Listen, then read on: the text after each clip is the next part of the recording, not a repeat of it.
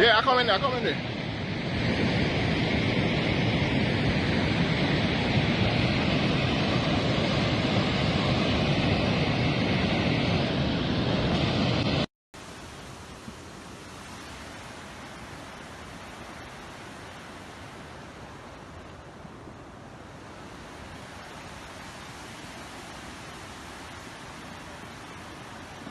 That are closest to the volcano are the places that would be mostly affected. So that is all I have to share with you right now of what is going on. There's still people in shelters, and there's still shortage of water and so on, and there's still many people who need assistance in whatever way. But all in all, our whole agricultural system has been devastated so far, certain areas on the island. Peace.